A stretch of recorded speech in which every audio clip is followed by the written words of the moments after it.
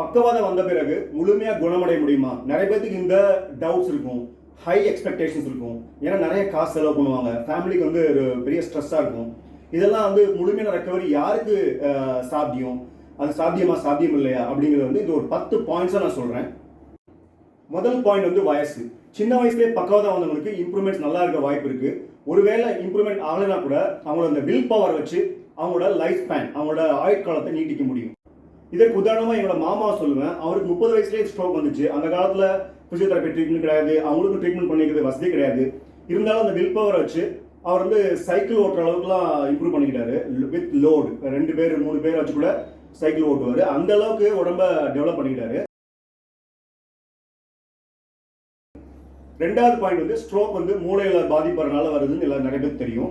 அதில் வந்து எந்த அளவுக்கு அந்த பிரெயின் டேமேஜ் ஆயிருக்கு, அந்த ரத்த ஓட்டம் இல்லாமல் ரத்த கசிவு வந்து அதை பொறுத்து, ஸோ அந்த எக்ஸ்டென்ட் ஆஃப் டேமேஜை பொறுத்து தான் ரெக்கவரி. மூன்றாவது பாயிண்ட் வந்து பாஸ்ட் ஹேபிட்ஸ். அதாவது இந்த ஸ்ட்ரோக் வர்றதுக்கு முன்னாடி என்னென்ன பழக்க வழக்கங்கள் இருந்துச்சு, உதாரணத்துக்கு ஆல்கஹால் குடிப்பழக்கம் இருந்துச்சா, ஸ்மோக்கிங் இருந்துச்சா, அவங்க தூக்கம்லாம் எப்படி இருந்துச்சு, கரெக்டான டைமுக்கு தூங்கி இருந்துச்சாங்களா, போதுமான அளவுக்கு தூங்கினாங்களா, உடற்பயிற்சி செஞ்சாங்களா செய்யலையா, உணவு பழக்கங்கள் எப்படி இருந்துச்சு, இந்த மாதிரி இந்த பாஸ்ட் இந்த ஸ்ட்ரெஸ் லெவல் எப்படி இருந்துச்சு, ஸ்ட்ரெஸ் எப்படி ஹேண்டில் பண்ணாங்க, இந்த மாதிரி நிறைய விஷயங்கள் அந்த past habits, good and bad ஹேபிட்ஸை பொறுத்து தான் ரெக்கவரி. நான்காவது பாயிண்ட் வந்து ப்ரெசன்ட் ஹேபிட்ஸ். ஸ்ட்ரோக் வரதுக்கு முன்னாடி என்னென்ன பழக்கங்கள் இருந்துச்சு அதெல்லாம் இப்போ மாறி இருக்கா. உதாரணத்துக்கு குடிப்பழக்கம் வந்து சில பேருக்கு வந்து ஸ்ட்ரோக் வந்ததுக்கப்புறம் கூட விட முடியாது. அது அப்படியும் கூட ஒரு கை கால் பேரலைஸ் ஆனாலும் கூட மறுபடியும் கண்டினியூ ட்ரை பண்ணுவாங்க. அப்புறம் ஸ்மோக்கிங் கூட விட முடியாது. இந்த மாதிரி ரிஸ்க் ஃபேக்டர்ஸ் வந்து இன்னும் இருந்துகிட்டே இருக்கும். ஒரு சில பேருக்கு வந்து இந்த ஹேபிட்ஸை விடுவாங்க, நல்ல பழக்கங்களை உருவாக்கிப்பாங்க. ஸோ இந்த மாதிரி ஹேபிட்ஸ், இந்த ப்ரெசென்ட் ஹேபிட்ஸ் அதை பேஸ் பண்ணி தான் ரெக்கவரி. ஐந்தாவது பாயிண்ட், ஸ்ட்ரோக் வர்றதுக்கு முன்னாடி இல்லைன்னா வந்ததுக்கு அப்புறம் கூடவே வேற ஏதாவது உபாதைகள் உடம்புல இருக்குதா.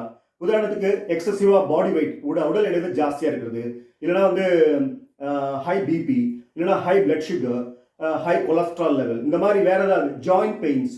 இப்போ உதாரணத்துக்கு இடது கை இடது காலில் வந்து வாதம் வந்திருக்கு, பேரலைசிஸ் ஆயிடுச்சு.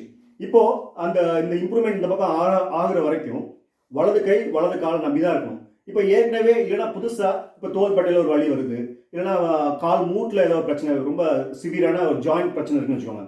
அப்போ வந்து அவங்க இம்ப்ரூவ்மெண்ட்டை அது பாதிக்கும். ஆறாவது பாயிண்ட், பாலிஃபார்மசி. அப்படின்னா என்னன்னா, இப்போ நான் சொன்னல, இப்போ ஸ்ட்ரோக் அதோட சேர்த்து வேற ஏதாவது உபாதைகள் உடம்புல இருந்துச்சுன்னா அதுக்கு பேர் கோமாபிலிட்டிஸ். அப்போ அந்த ஒவ்வொரு நோய்க்கும் கூடவே வர பலதரப்பட்ட உபாதைகளுக்கு தனித்தனியாக மெடிசன்ஸ் எடுப்பாங்க. அந்த மெடிசன்ஸ் எல்லாமே ஒன்றா சேர்ந்து வேலை செய்கிறப்போ பக்க விளைவுகள் வரலாம். அந்த மாதிரி அட்வர்ஸ் ரியாக்ஷன்ஸ் உடம்புல நடந்துட்டு இருக்கிறப்போ அது ரெக்கவரியை பாதிக்கலாம். ஏழாவது பாயிண்ட், சோஷியோ எக்கனாமிக் கண்டிஷன்ஸ். இந்த பேஷண்ட்டை இப்போ அவங்க ஃபேமிலி மெம்பர்ஸ் எப்படி கவனிச்சுக்கிறாங்க, இந்த பேஷண்ட் என்ன தொழில் பண்ணிட்டு இருந்தாங்க, அவங்களோட பண வசதி எப்படி. இப்போ உதாரணத்துக்கு ஒரு ட்ரீட்மெண்ட் பண்ணணும், ஃபிசியோதெரப்பி ட்ரீட்மெண்ட் வந்து லாங் டேர்மாக பல மாதங்கள் பண்ணுற மாதிரி இருக்கும். அதுக்கு காசு கொடுத்து அவங்களால அந்த ட்ரீட்மெண்ட்லாம் அவங்களால பண்ணிக்க முடியுமா. உதாரணத்துக்கு திடீர்னு அவங்களுக்கு வந்து ஒரு கைகளை டைட்டாக வச்சுக்கோங்க, அதுக்கு ஒரு ஸ்பெஷல் இன்ஸ்ட்ருமெண்ட்ஸ் இருக்குது, ஸ்ப்ளிங்ஸ் இருக்குது, அதெல்லாம் வாங்க அவங்களுக்கு காசு இருக்குதா.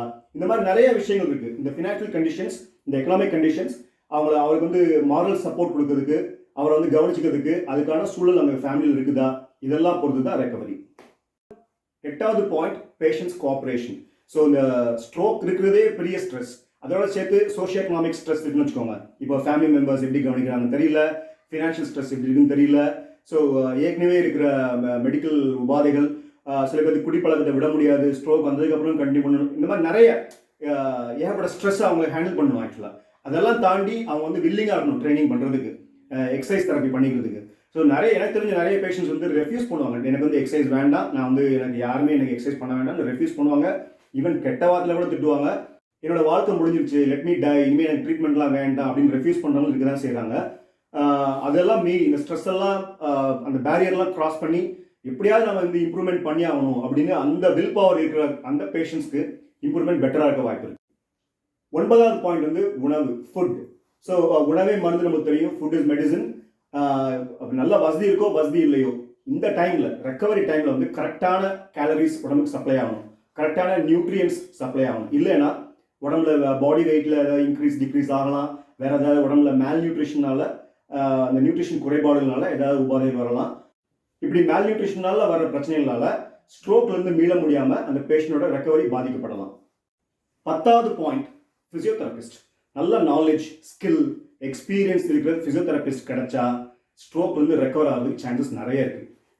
ஃபிசியோதெரப்பி முடிச்சவங்க எல்லாருமே சேம் டேலண்ட்ல இருப்பாங்க சொல்ல முடியாது இல்லையா? ஸோ திறமை வாய்ந்த ஃபிசியோதெரபிஸ்ட் எங்கே அப்படின்னு சொல்லி தேடி பார்க்க வேண்டியது ஃபேமிலி மெம்பர்ஸோட பொறுப்பு. அது அப்படி தேடி பார்த்தும் அவங்களுக்கு வந்து ஒரு திறமை வாய்ந்த ஃபிசியோதெரபிஸ்ட் கிடைக்கல அப்படின்னா அது ஒரு துரதிர்ஷ்டம் மாதிரி தான், ஒரு பேட் லக். இந்த வீடியோ பார்த்துட்டு இருக்கவங்களுக்கு ஸ்ட்ரோக் இல்லைனா அவங்க வீட்டில் உள்ளவங்களுக்கு ஸ்ட்ரோக் அப்படின்னா ஒரு நல்ல ஒரு டேலண்டடான ஃபிசியோதெரபிஸ்ட் கிடைக்கணும் அப்படிங்கிறது என்னோட விஷ். ஏன்னா அந்த டேலண்டடான ஃபிசியோதெரபிஸ்ட்டுக்கு வந்து ஒரு மனித உடலை பற்றின புரிதல் வந்து ரொம்ப ஆழமாக இருக்கும். ஸோ அந்த மாதிரி ஃபிசியோதெரபிஸ்ட்னால தான் ஒரு ஸ்ட்ரோக்லேருந்து ஒரு பேஷண்ட்டை ரொம்ப க்ளீனாக ஸ்டெப் பை ஸ்டெப்பாக அப்ரோச் பண்ணி ஃபுல் ரெக்கவரிக்கு ஹெல்ப்ஃபுல்லாக இருக்க முடியும்.